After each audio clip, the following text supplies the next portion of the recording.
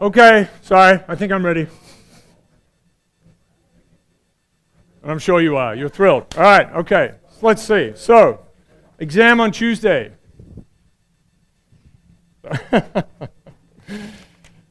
Yes, that was right. So level 5 is over here. If you haven't picked it up, your solutions are inside it. Trying to make the process work better. Yeah, level 6 is due on Tuesday. You'll have an exam then. I will not be here. We will have a graduate student, Tom McAndrew, who will run the thing. Very bright person, lovely guy. So he'll be in charge. He has authority. He'll be running the show. Okay, but you know the drill, right? It's the same kind of thing as the first exam or the first challenge level. Okay. What can I show you? I can show you a few things online. I, for some reason, got a little carried away one night and during spring break, which I hope you enjoyed. Not like I did. I don't know what is wrong with me. Let's see. So you have some, what do we have? Yeah, so I made the assignments a little. This is probably just for my amusement, but the golden age of video games is through there. They're levels, right? So now we're up to Donkey Kong, which is 1981. These are actually in order of when they appeared, right? So Pong is 1972, which I had. So I grew up with a Commodore 64. This is Zork, which was all text. It's pretty good. And then Space Invaders, awesome. Asteroids actually came after Space Invaders, and then, of course, the Great Pac-Man. You can, if you want, go to Tilt in South Burlington and play these games. It's pretty great. It's very enjoyable. For some reason, I made these too. So these are histograms, and they've got little images in them. So the images from the, each assignment has 2 images, right? There are 2 things. So if you kind of zoom them in, you'll see that there are a selection of images. Okay, and you can see how you went for level 5, which is here. So you can see there's a little ghost and a Pac-Man there. All right, craziness. And the exams, so the exams then have the thematic story as the combination of the 3 assignments, for example, that they were involved with. This is Tuesday, Asteroids, Pac-Man, and Donkey Kong. We have some interesting games coming up. You might guess what they might be. And then the histogram will have all of the little pictures, which is insane. Okay, so that's kind of where we are. Right, exam on Tuesday. I have a little Post-it note. What does the Post-it note say? Post-it. Okay, all right. All right? Good? Okay, yeah, and you have a practice exam online. You should be doing that. Now, so I did put that, I put the missing lecture from Tuesday online. I, constructed it, I guess, Monday night and posted it. And of course, YouTube tells me how many people have watched it. So it's less than 71. Anyway, so you might want to watch it. You should watch it. It's all about the big picture. You should watch it. It is like coming to this lecture, except it's from here. All right, so that is sitting in. If I'm going to say it again because I know sometimes people turn up and say, I didn't know there were videos online. So it's this thing here, right? Okay, it's an hour and 20 minutes of pure joy. There is a little bit of guide on the right to tell you when different things appear, but not too much. Anyway, sit down and enjoy that. Okay. So today, that's a thing. You want me to get rid of this, right? Mute. All right. Okay, so today we're gonna. So we have this big picture story, which I know is a difficult thing, but once you get that locked into your brain, you'll be very happy. I promise you will be truly happy, actually. And then we're going to figure out what we can do. We've talked about this as we've gone along a little bit. What happens to AX equals B when there are no solutions? B is not in which subspace? Column space. B is not in column space, right? We're going to handle that. The thing will be projections. And there's this very boringly named normal equation. This is a sort of disparaging thing that happens to linear algebra, right? They just don't. We call it linear algebra. It has things called a normal equation. They're not selling it. It's the amazing normal equation. It's awesome. All right. This is, Terry Pratchett passed away Probably none of you know who this is, but if you do, it's a sad day. Okay. He was a famous author from England. Let me show you. It's actually it's incredibly. I thought I might actually start crying. It's in class. It's actually very sad for me. So let's see. So I retweeted a thing from him. A bunch of them. But this is a T-shirt that he used to wear. So he's a famous author. If you don't know who he is, it doesn't matter. But he's a fantasy writer. Tolkien's dead. J.K. Rowling said no. Philip Pullman couldn't make it. Hi, I'm Terry Pratchett. That's his T-shirt. So he used to wear these things. Anyway, a very famous character of England. So England, generally a bit of a failed place, and I'm happy to always. Oh, you can't see it because I got rid of it. Okay, I read out the T-shirt, didn't I? Yeah. All right. Sorry. So imagine you were looking at the T-shirt when I read that out. Okay. Yeah. No. I mean, famously, they're good at inventing sports that everyone else beats them at, and many of you, of course, have been following the World Cup of Cricket, which is going on in Australia and New Zealand right now. I know you're glued to that. And very enjoyably, England have been ousted, and they are soon to be on a plane home to face recriminations in their great tradition of failing at sports. Soccer, of course, is their thing that they, everyone enjoys that. Okay, very enjoyable. New Zealand, Sri Lanka, they could do it. All right, okay. We could talk about cricket for a long time. Do you want to? Oh? Who's playing? Yeah. So tonight it's going to be. I do think England has. I'm going to tell you. Tonight we're going to. So South Africa just destroyed the UAE, which is not surprising. New Zealand is playing Bangladesh. Very enjoyably, Bangladesh just beat England. Fantastic. And Afghanistan, who didn't have a cricket team, 10, 15 years ago, most of them grew up in Pakistan, is playing England. They do have one more game to fail horribly out of it. If they lose to Afghanistan, which they created by drawing some, complicated ways, drawing boundaries in the sand, in about 1910 or 12, 14, First World War sort of time. So interesting history. If they lose to them, everyone will be happy, except England. Okay, yeah, pretty great. Cricket is fantastic. So cricket is fantastic. All right, that's important to know. Let's see.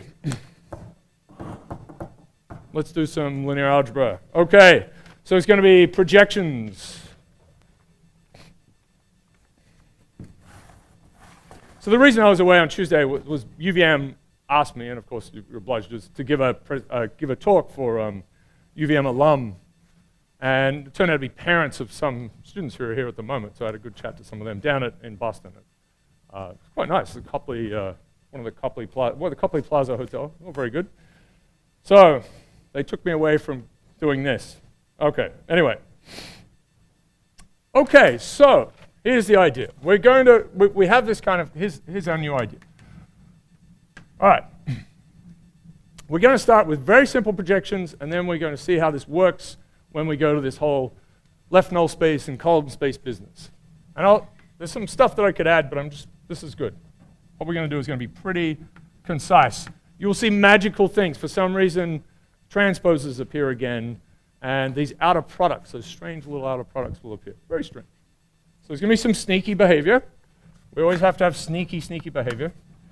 Okay, so this is not AX equals B just yet, so let's just start off with a simple idea. So let's say we have a direction here. We have a vector here, A, right? And that indicates a direction. It's really you can think of this as a subspace, right? So that's sort of an idea. So here's A. All right.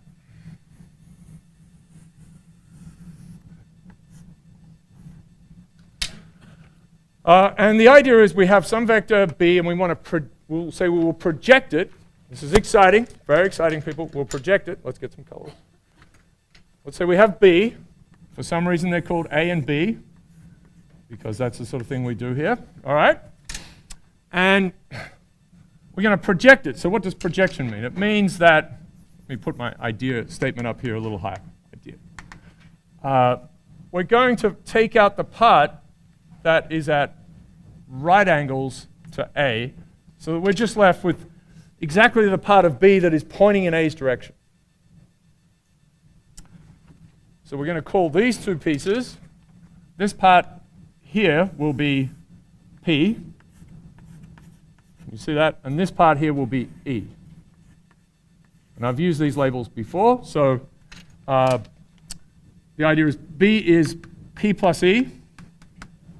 This is the component of B pointing in A's direction.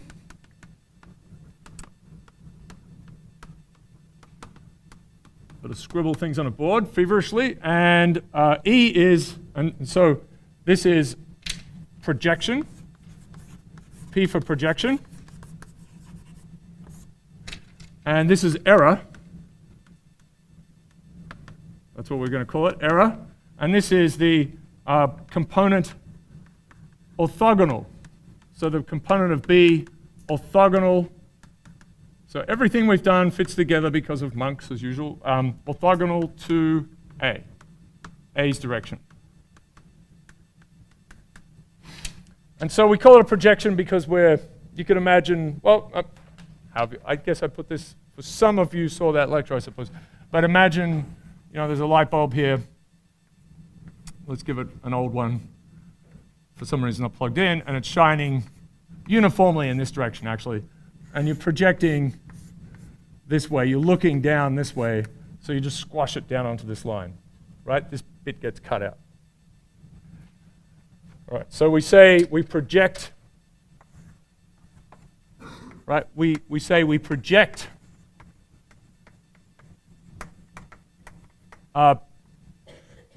B onto A, onto the subspace defined by A.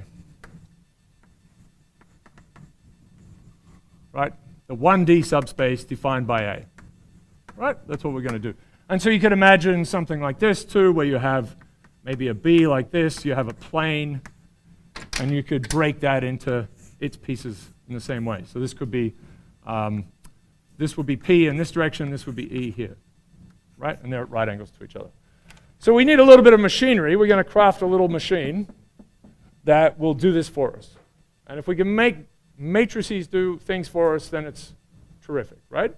We've seen that all along, like row operations. We turn them into elimination, we represent them as elimination matrices. It allowed us to think in different ways and construct things in different ways.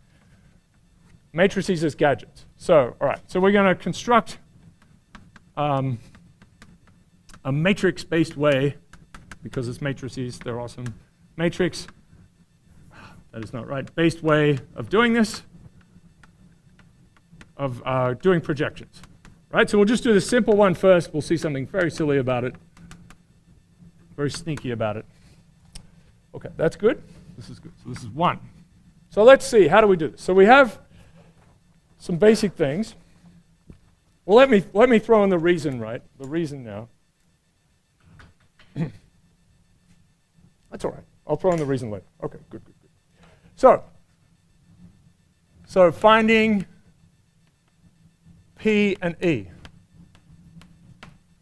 Right? What do we want? We need to have, so we need this.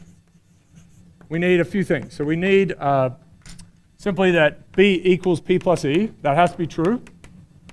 That's this point. We need that B and B is, sorry, yes. B is, P is parallel. That means parallel to A. Has to be pointing in the direction of A. Right? So we want P to be pointing in the direction of A.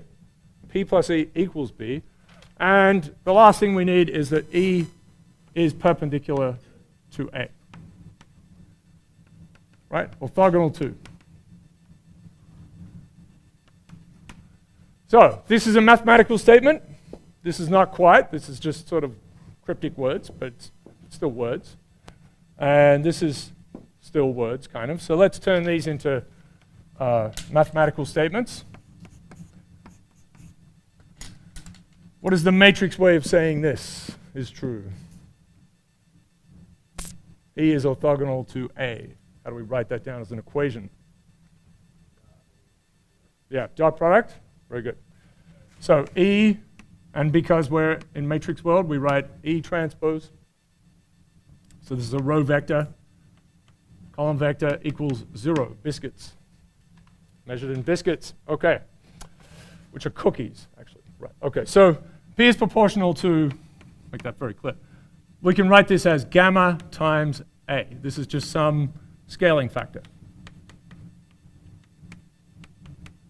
We haven't sort of done that so much, so I'll just write down. So it's pointing in that direction. It's some multiple of A. P has to be this multiple of A. All right, so now we have these three pieces. Let's empurple them. Empurpled? Okay. So let's put them together. And so you could struggle around with this, but you employ some monks first. So so insert monks. Right, so you can just bash around with this for a while, but someone comes along and says, okay, well, let's try this. B equals P plus E. Okay, that's true. So we've used one of our statements. Did I write the right thing? Yes. And now, so this is true. We'll pre-multiply both of them by A transpose. Take a dot product.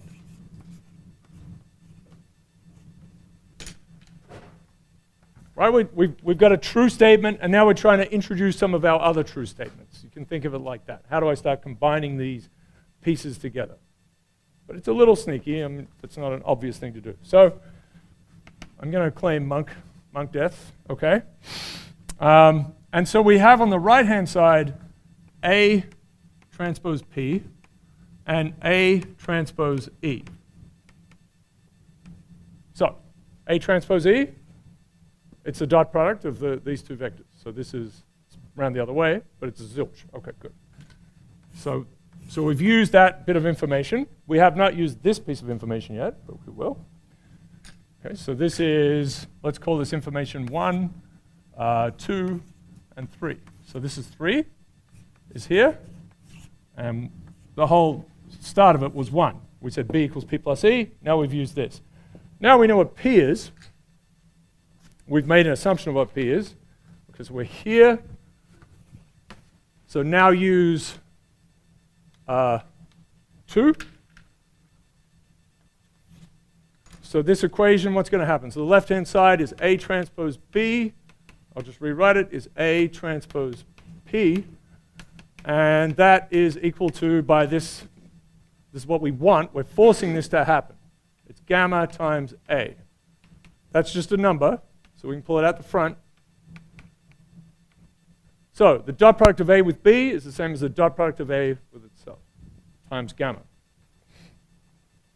And we're looking for gamma. We're trying to find that. So gamma equals, all right, can we do this now? So generally a bad idea to divide by matrices, right? You can't just put a box of numbers underneath something. That's why we have inverses. But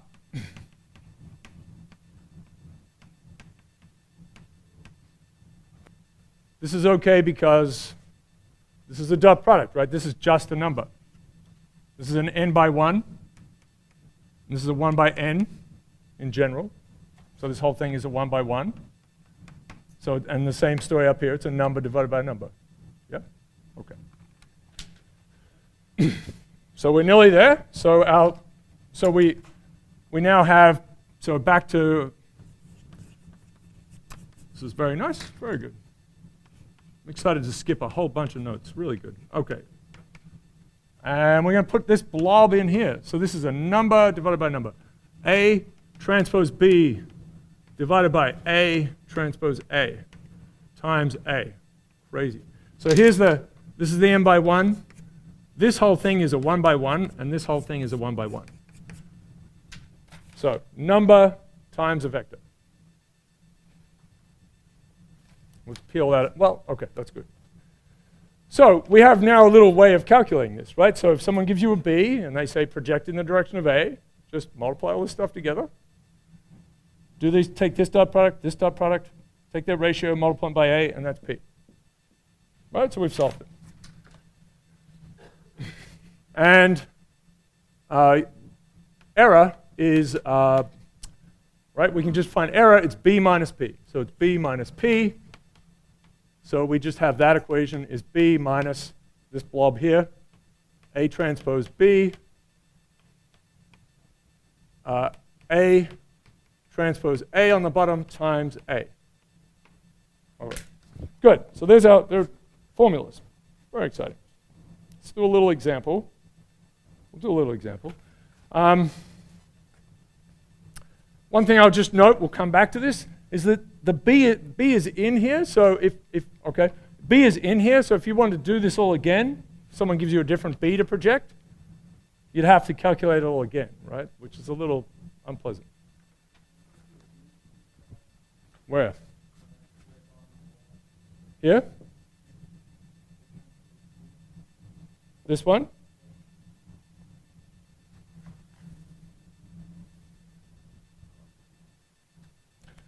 So it's B is P plus E. That's okay? This line? And then this is A transpose P. Yeah? And then A transpose E. Yeah? Yeah? Anything could come out. I'm sorry. Please watch me. Yeah. Actually, one of my professors at MIT told me he was a postdoc at Princeton years ago, and he had he had one of the great. He had Feynman actually. He had Richard Feynman was one of his professors, right? So one of these great, terrible person, but one of these great physicists. Like Newton and Einstein, they're just awful humans. But he was he's famous. He's very famous for his lectures. I mean, there are videotapes of them. But he said you'd walk out of his classes and it was useless because it was all this magical, beautiful stuff, and it was just. But his best lecturer at Princeton was this guy who made mistakes all the time, and it was a disaster. And they would just sit up the front and help.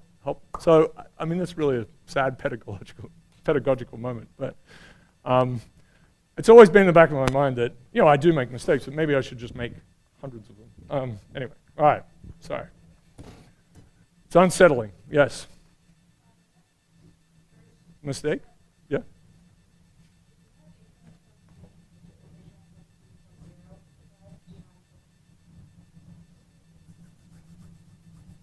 So here to here, right? So this is our assumption. It's 0.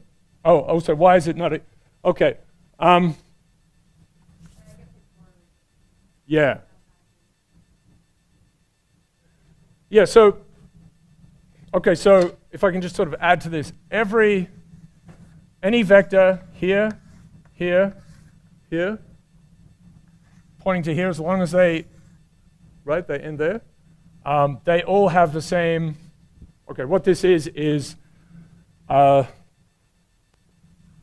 the length of B times the length of A times the cosine of the angle between them.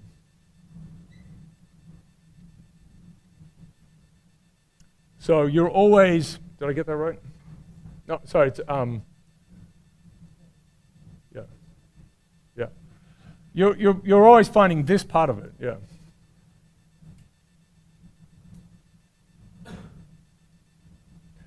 Right? I mean, essentially you're finding this, so you've got all these triangles, and you're finding this part of the triangle. And they're all right-angled triangles, so it doesn't matter how big this part is. It's just what is this piece. It is built into that calculation. So that's why different vectors will have the same. Yeah.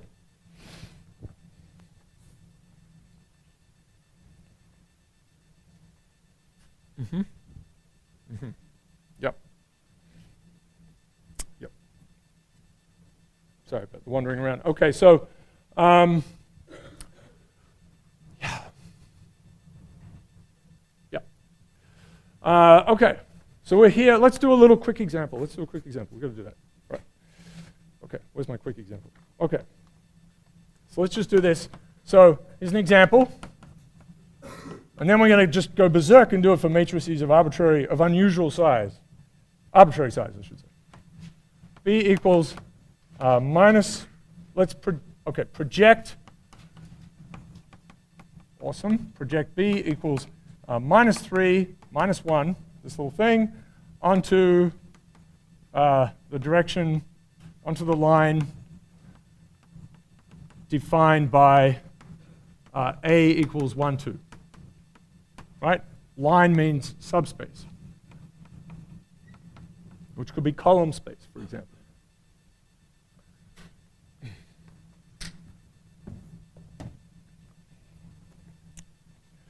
Yeah. So we have our calculation. So we can just go back here, gamma, right? So gamma equals the dot product of these two things. So it's A dot, right, 1, 2, A transpose. Let me write it in, minus 3. That's not a minus 3. Minus 3, minus 1. Oh, I really endangered myself by talking about the mistake thing. So 1, 2 on the bottom.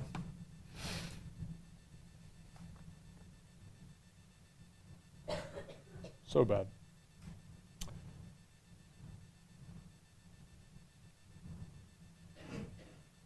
Yeah. Yep. So minus 3, minus 2. There's a minus 5 on the top, and there's a 5 on the bottom. How about that? There's a minus 1. Right, so that's gamma. And E then is simply, E is equal to B minus P. And so let me write in P as well. So P is equal to gamma times A. So that's minus 1 times A, which is 1, 2. Right, so it's minus 1, minus 2. And then we've got B up here. B was minus 3, minus 1. And then this projected one is minus 1, minus 2. So all of this adds up to, what is that up to? Minus 2 and 1. There's a minus sign there. Right. So let's look. So P and E are at right angles to each other. There's a minus 1, minus 2. If you take that dot product, you get 2 minus 2. So note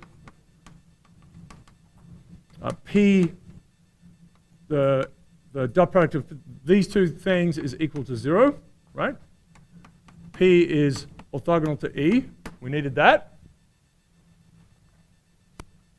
It's coming out because we built it into the way we calculated the thing. That had to be true. Right. So that's fine. Very good. What is our little example? So, okay, let me show you. So we've got 1, 2. So it's 1, 2. Right, this is the A direction. And then B was minus 3, minus 1. So minus 3, minus 1. Let's draw this. So this is 1, 1, 2. It's equal to A. This is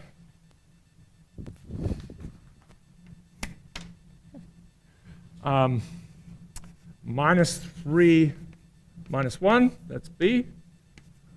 And so you can see what we're trying to do. We're trying to get this part, right? We're trying to project it onto here. Right angles. Boom. This will be E, and this will be P. And we found it. So P is minus 1, minus 2. So that looks kind of right. Minus 1, minus 2. Very good. Okay. So a little bit of machinery did that. So let's make this a better machine. So in general, to do this, we'd have to find gamma. So if I give you a new B, like we get really excited about A. We keep A. I want to project a ton of B's onto A. I've got all these other B's. I want to project them.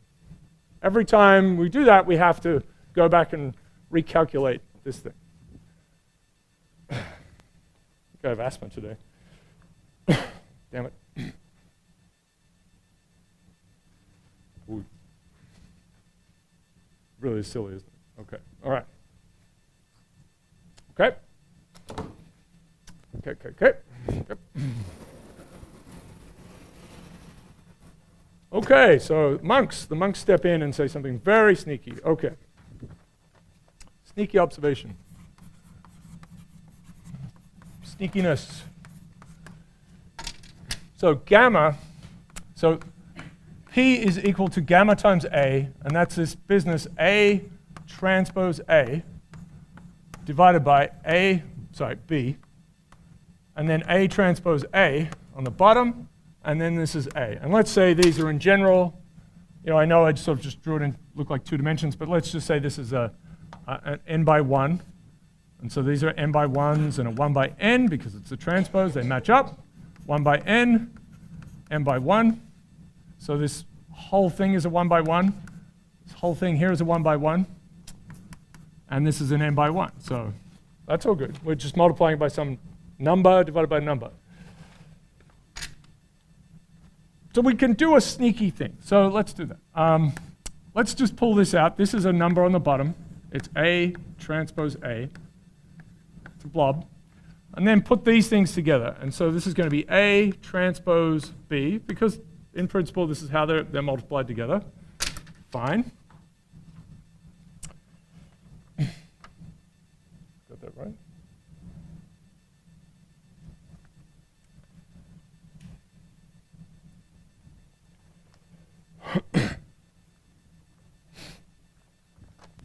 So we could think about this in slightly different ways, but let's do it as, yeah, right. So this is just a number. This whole thing, as I said, it's a 1 by 1. This is an n by 1. So we could sneak this across, right? We could just put this here and then multiply the numbers on the right-hand side. A transpose A. We'll put the A over here, because ultimately we're just multiplying numbers inside a matrix. It's all right. This A is going to go over here, and then we'll have A transpose B. So let me kind of group them properly. So this was here, this went to here, this one went to here. It's all right. It's a number. Just put a number on the other side. But now this is still just a number. So this whole thing is a 1 by 1. This one is an n by 1. This is a 1 by n. And this is an n by 1. So now we can regroup them. We'll group these. Let's multiply those two together first. And it's still going to work because numbers are good. A transpose A. That's this blob. Still at the front. And now we have this thing here, which is an outer product. A transpose times B. Right, this is a funny looking thing. This blob is an n. This is an n by n outer product. And this is an n by 1. So the point of this, strange thing to do, but the point of it now is we've made a little machine that someone gives you a new B and you have the same, you can keep the same machine. So the gain is that we now have a projection matrix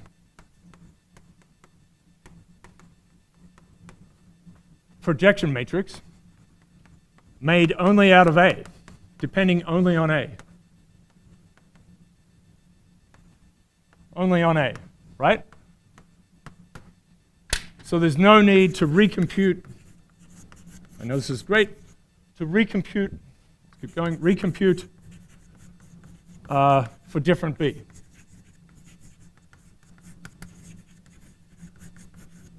So while this was good and this all made sense, this is how we set it out, this is a new game. So now we have, and I'm going to call it A projection. So A projector matrix, for some reason I will use A, is equal to, in general, yeah, this blob here, 1, A transpose A, again, that's just a number, and then A transpose. And it's an n by n matrix. There's an extra step. What is A transpose A? That is, what is that actually? We'll think about Pythagoras. What's a vector dot product with itself? What does it give you? So it's a number, it's a special number to do with that vector.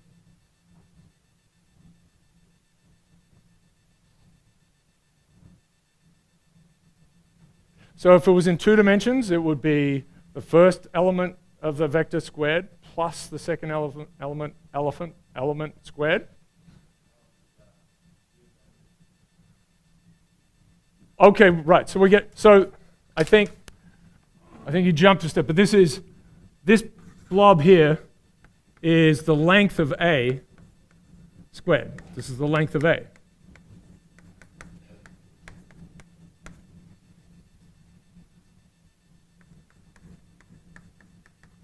Right? The Pythagoras chap. Maybe. Maybe some Celts, actually. Yeah.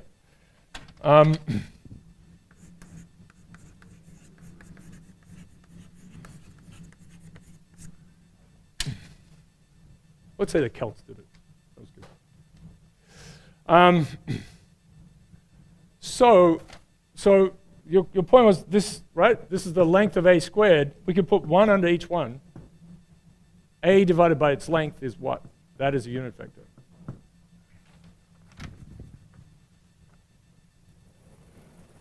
So we get to a and we'll see this again at the end of the course when you're most excited about it, of course. This divided by its length is equal to A hat. Well, A hat, unit vector.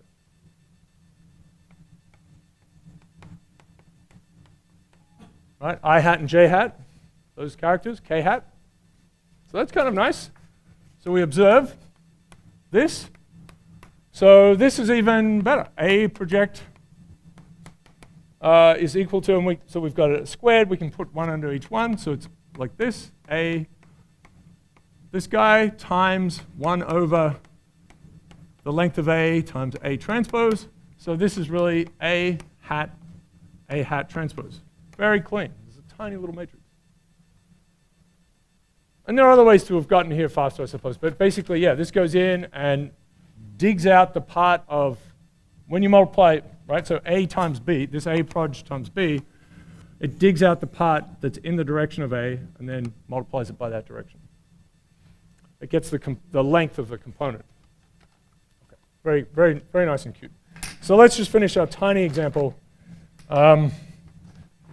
So, for example, above, you can calculate this thing, right? We get A is 1/5, if you go through and do it, 1, 2, 2, 4. Right? It's a good thing to calculate. So, and then A proj times B, we're going to say that P equals this. Right? It's supposed to be the idea that you multiply it, so it's 1/5 times 1, 2, 2, 4. And then there's a, what was it, minus, what was A? B, minus 3, minus 1. So let's do that. So it's minus 3, minus 2, so there's a 5th here, minus 5, and then minus 6, minus 4, minus 10. So divide through by 5, we get minus 1, minus 2. Which is what we had before. As before. Right, so before we found a gamma, we multiplied A by that, and we got to minus 1, minus 2. Now we have a little machine. So a little machine comes along, you feed it B on the right-hand side, and it spits out P. So that's good. That's a good thing. All right. I know you're excited. So let's go. So this is projections. So how does this help in general? Okay, so how this helps with AX equals B.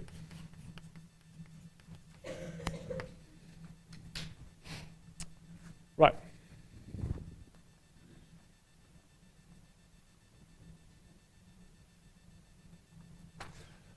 Okay, so if B is not in column space,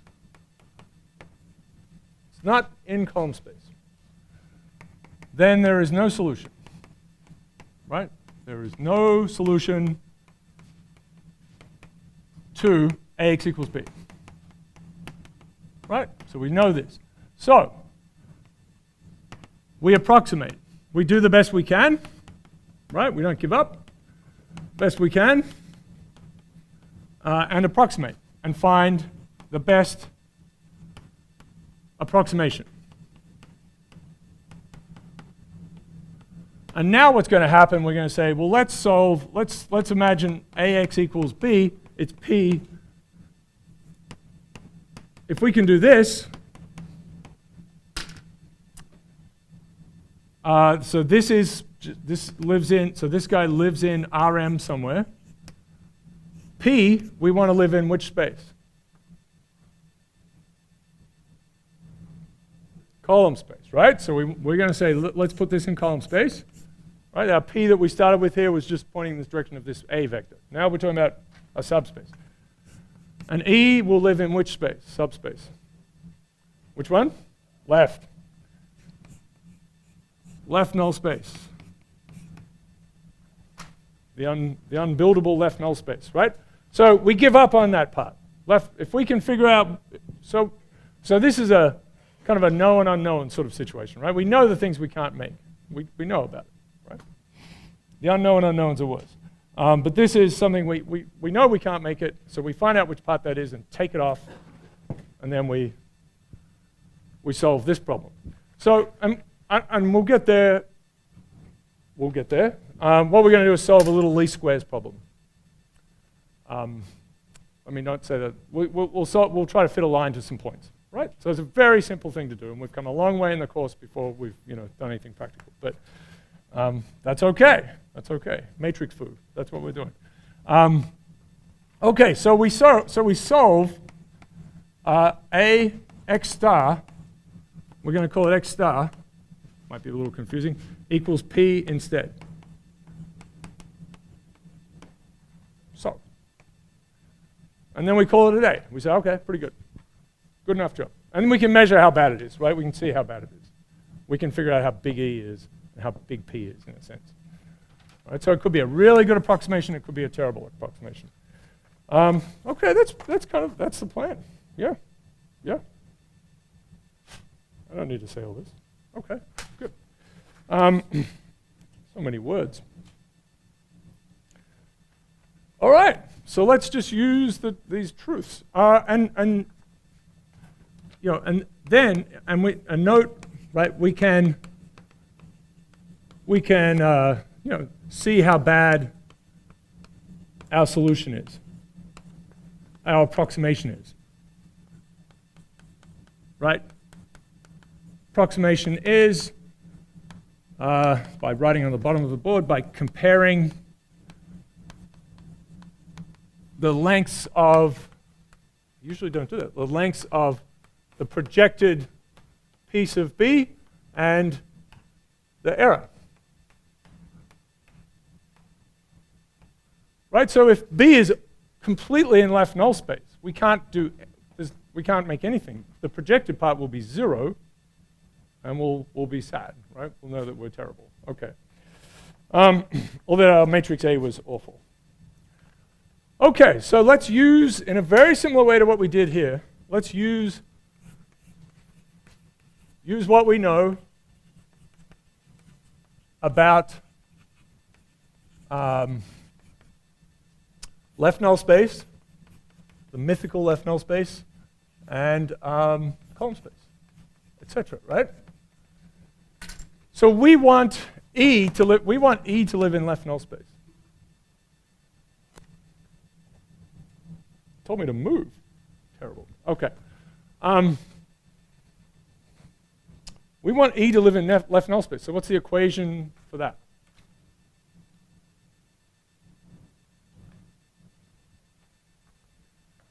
Okay, so all right, we want E to live in left null space.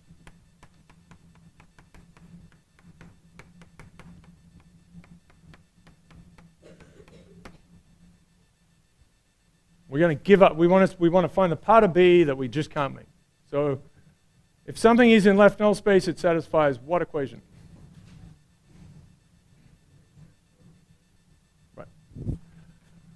A transpose E equals zilch.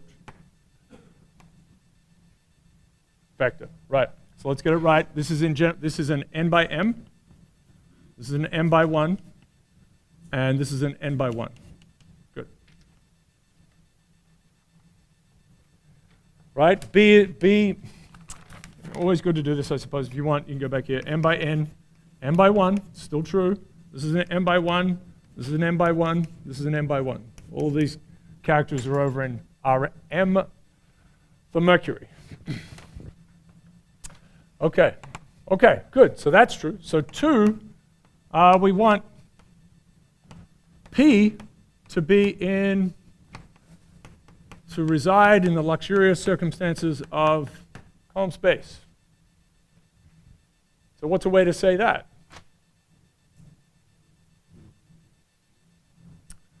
Close. It means that P must be made out of the columns of A. And it is, in fact, just back, I've already sort of done it. It's actually really this statement. There must be a solution to this. If this is true, if this is possible, then there must be a solution. And we're going to call it x star. So this is really just saying AX star equals P for some x star. Not x. X, we're giving up on AX equals B. We're going to solve AX star equals P. Right? So this just encodes, right? P is made up of columns of a linear combination, of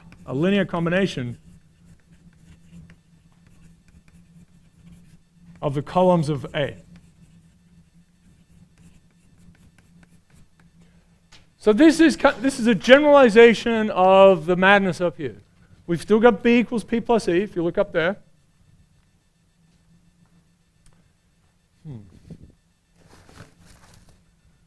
Spoon. Okay, so we have B equals P plus E up there.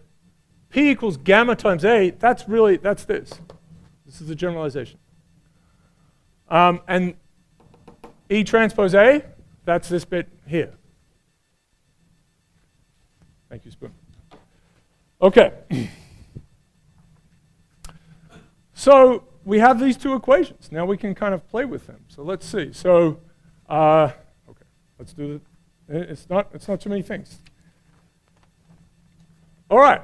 So let's use 1 and 2 for good, not evil. Okay. So let's do that. So one way is to start with this one. We're going to combine them, right? So this means combine them in some way. Use these two truths in some way. So let's start with A. So again, monks. Say start here. Follow this path. A transpose E equals 0. E is, so we're going to, and there's a third piece, of course.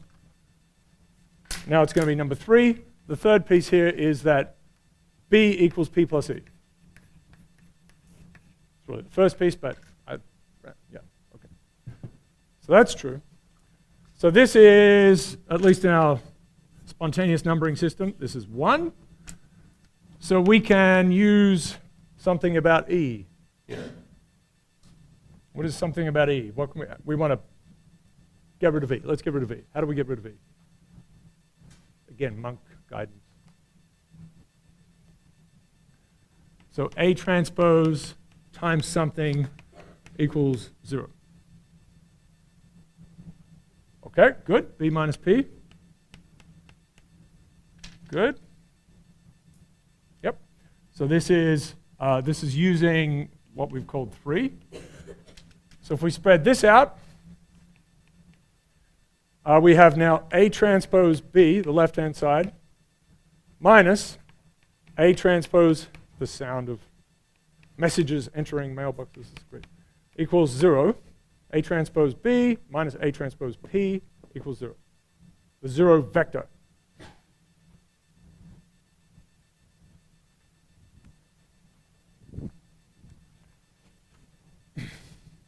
I've used these things. I want to use this one now, right? So P is AX star. Can I squeeze it in there? So let's use the next one. So we have, well, I can put them on the same, put them on opposite sides. A transpose B is A transpose P. So that is reminiscent of this thing that we're a little bit worried about up here. Yep. Yep. Take some photos. Good. So exciting. The normal equation is really just a few pending errors that I might write.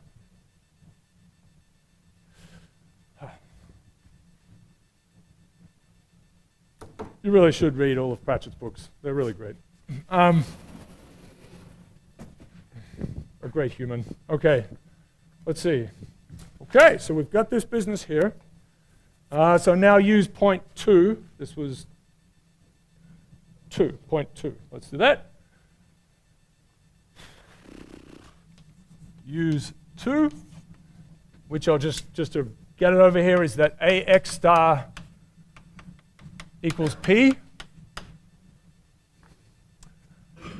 in A transpose B equals A transpose P. So that gives us, we're going to stick it in here. Whoop. A transpose, and we're getting rid of everything. We're down to A's and X's and B's. So A transpose, all of this goes here. Let me write like that, X star. I'm going to switch sides. So A transpose A times X star equals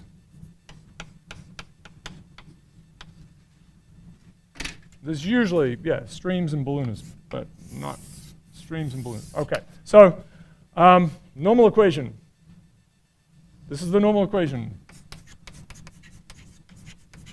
The awesome normal equation.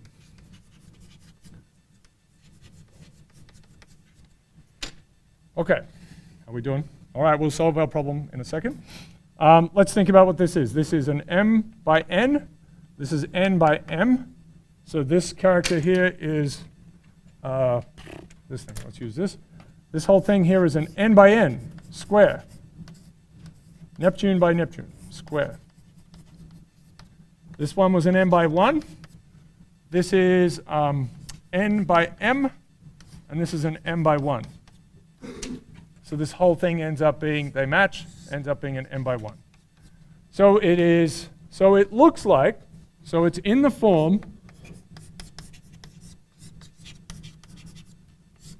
I'll call it, and we won't do this too much, but A prime X star equals B prime. It's another AX equals B problem. And this part here is A transpose A. And this part here is A transpose B. And this is always solvable. It's a square system. It's always solvable. You will always get your X star because we said, let's solve this problem. This AX equals B problem, let's give up on B, and we'll just find its projected part. We'll just find the part of B that lives in the column space of A. And it's not obvious, but this is what it ends up as. So this thing I told you about, I sort of had those floating around. A transpose A, here it is. A can be rectangular, square matrix. So square matrices are very nice, right? They're very nice. AA transpose will appear in another part later on, which is insane. But this is beautiful. It is. All right.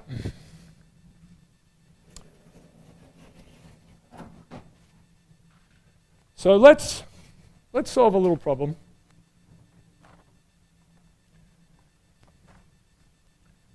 And this thing, it's guaranteed to be solvable. It's guaranteed to be solvable. You can just use LU decomposition, which we worked on in the first part. So the normal equation always has a solution may have infinitely many. Solution, so there's this, and we can use, we can use goodness, we can use LU decomposition, right, for fun and profit. Square matrix, lots of good things. All right, so the abstract big picture is this one, which again, if you have not watched that video from Tuesday, please do. I'll just sort of sketch this, right? So this is our M, this is our N, and we have some vector B here. This is 0, this is 0. And this is the column space of A, this is the left null space of A, this is the null space of A, and this is the row space of A, which is the column space of A transpose. You know it, yes. I know it's hot. I know it's a crazy business. So there is an error part here and a projected part here. So P plus E equals B.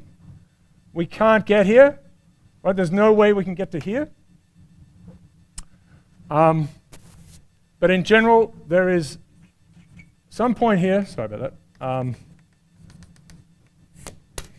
it. Okay, there's this guy. We'll call it X star. And then this will be XR for row. And XN for null. Whoops. XN for null. Null space. A times this beast equals A times X star equals P. And A times X row equals P. And A times XN equals 0. That's the null space does that for us. Right, so we can't get to here. So this is unreachable. B is unreachable. In this abstract picture, I know it's an abstract because it contains something that's in the left null space. It's got parts of it in the left null space.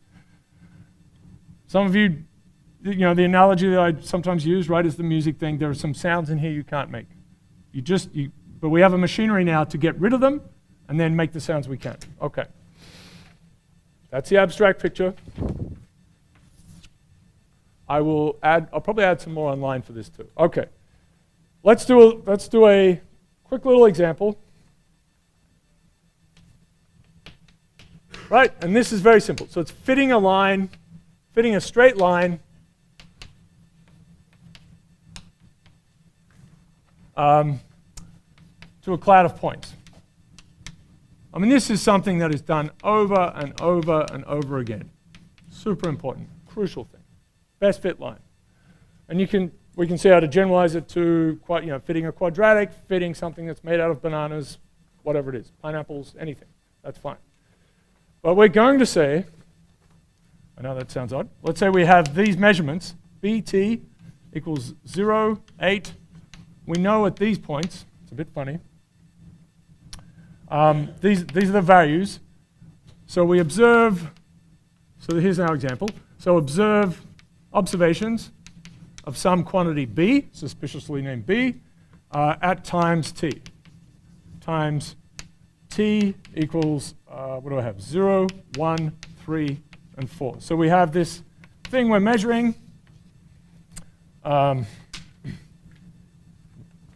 here's T, 0, 1, 3, and 4. 0, and it starts off at 0, then it's 8, and then it's 8 again, and then it's 20 up here. Right, so we see these values. And you could imagine whatever it is. You're measuring the GDP of countries, right? Whatever it is. There's all sorts of, and correlating that with, I don't know, how many people live in the country. Whatever it is, anything you want, right? Something to do with quantum mechanics, anything you want. This is a very, very general problem. Fitting a straight line to a cloud of points. So it's going to be, and you can kind of roughly see, it's going to be something like this.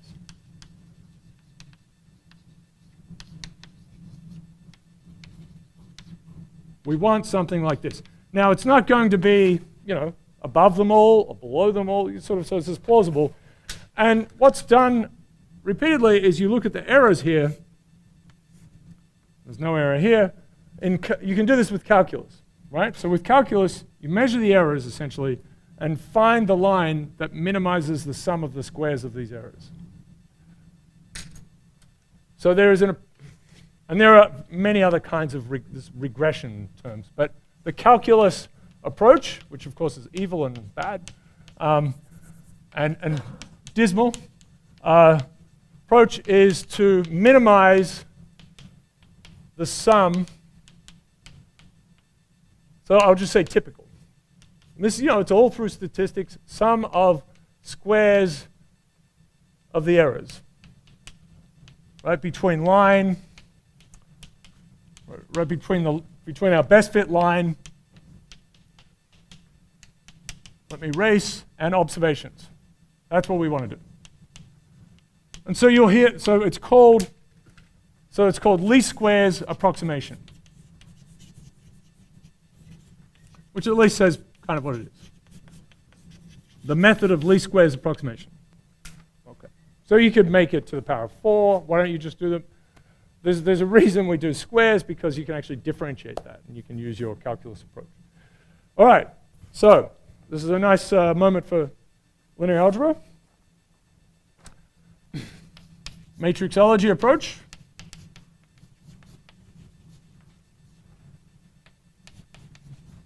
I mean, we've done all this matrix stuff. This is just talking about one very, very, very simple, basic thing that you would do in science. All sorts of fields do this. All right. So we're going to say, let's do our best fit, PT equals C. Let's make it a little c, C plus D, all right, fine, times T. So this is our best fit line. Right, so it's a constant linear term. Right, it's like mx plus c. Right, but we're going to write it like this, c plus dt. So how do we turn this into a matrix problem? Well, what do we have? We actually have estimates for this, right? So we have, it's kind of a funny thing.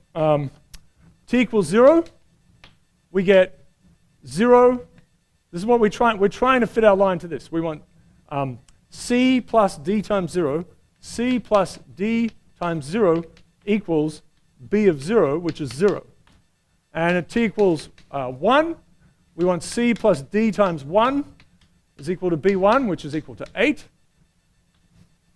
And then at t equals 2, we want 3, I should say, c plus d times 3 equals b3, which is equal to 8 again. And then t equals 4, we want c, this is what we want, d times 4 equals b4, which is 20. So we want this, we want line to do all this. But it's asking a lot, right? We only have 2 parameters, we have 4 equations. We have an m and an n here that aren't doing the right thing. Okay, let me quickly, I'm excited, we'll get it done. It's good, it's good. Really nice, okay. Very simple thing we're trying to do. These are not x0 and x1 and x2, but they could be, right? This could be x1 and x2, x1 and x2, x1 and x2. So CD, x1, x2. Imagine that. Then we're back in our normal game. But let's sort of continue with the notation. I have to erase things.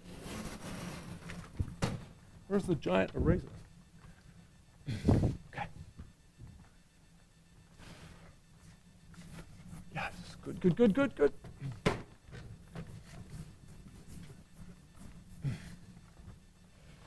All right, so we actually have this. We have 0, we have 1, 1, 1, 1. So in matrix form. I think it takes a while to get to this, to be able to, this is matrix foo, right? Being able to see that you can turn your problem into a matrix problem. It is so often the case. I've got two vectors here. This thing is going to be our A, and then we're going to multiply it by C and D. This is going to be our X. And then we want all of this to equal 0, 8, 8, and 20.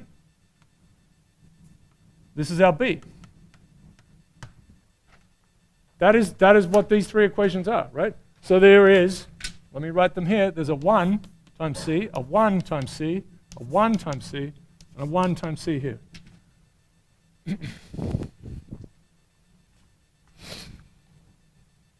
Right, so C is a constant term, D multiplies T. Is just that C being part of a constant term. This is the T terms, 0, 1, 3, 4. If we fitted a quadratic, we'd have 0 squared, 1 squared, 3 squared, 4 squared, and then another term over here. It would just get bigger. And you can sort of, hopefully, so you can see that there are not enough columns to make this column, generally speaking. Got two columns.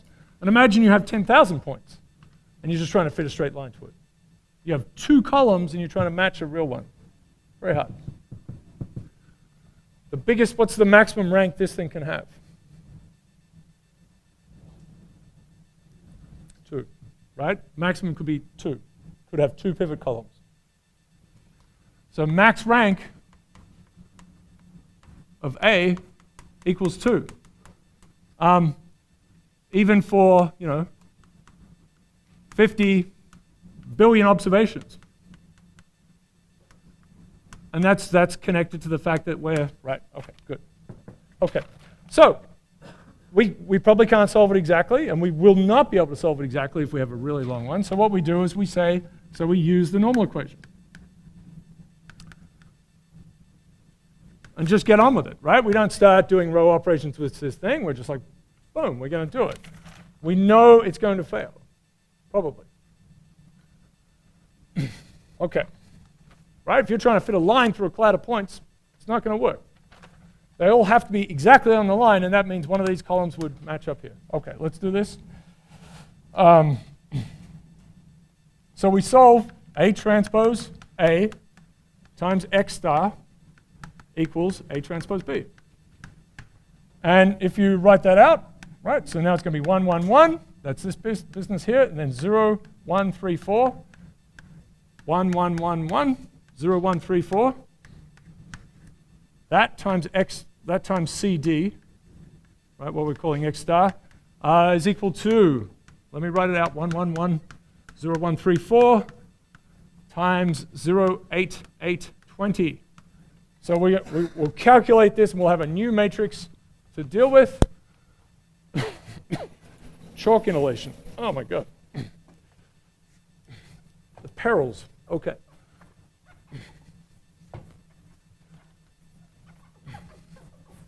It's so much fun. All right. So we compute these things. We end up with 4, 8. So we'll just do it quickly. 8, 26 times X star, right, which is CD. So these two things, CD, equals 36, 112. And if you solve this, so we solve normal way, the usual way, right? Row ops, do the normal thing using row ops. And we don't have to write it down. And we find what we'll get. You can check this later on at your leisure while you're just, thinking I want to do some more matrixology. So 1, 4. So our best fit line, this is C, this is D. Best fit line equals, is PT equals 1 plus 4 times T. You get this by doing differentiation, doing this elaborate thing where you sum up all the squares and doing differentiation and so on. The nice thing about this approach is, what if this was what if we had 100 observations, right? So it's 100 here, 100 here, and 100 here. What's the size of this matrix?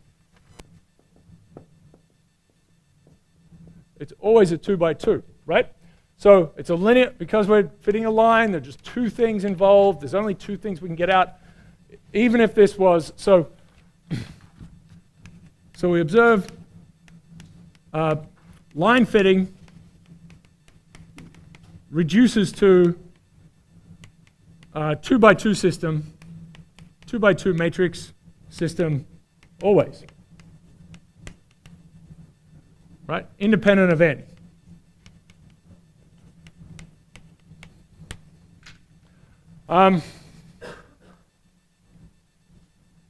Doesn't matter if it's a billion points, you still get the same thing. So we can generalize, right? So you can fit, we can generalize to fit this. We could do this. We could do PT. I'll just tell you this. C0 plus C1t plus C2t squared. We could do that. We could say, we can actually do quite complicated things, right? We could say C0 times sine pi of t plus C1 cos pi of t. We could do that. Right? You just put t in. You get some numbers. You put t in. We have some real one there's a bt we're trying to fit. So you can fit nonlinear things. So it works for nonlinear things, etc. All right, so that was all about projections. It's how it fits with the big picture. Simple example here of solving a very, very small case. And your exam is on Tuesday. All right. Tuesday. This coming Tuesday. Your exam is this coming Tuesday.